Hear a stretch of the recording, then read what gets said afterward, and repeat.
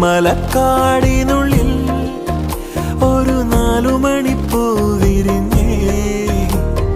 4 മണിപ്പൂ അരികിൽ തേൻ തുമ്പികളും കൂട്ടിരുന്നു.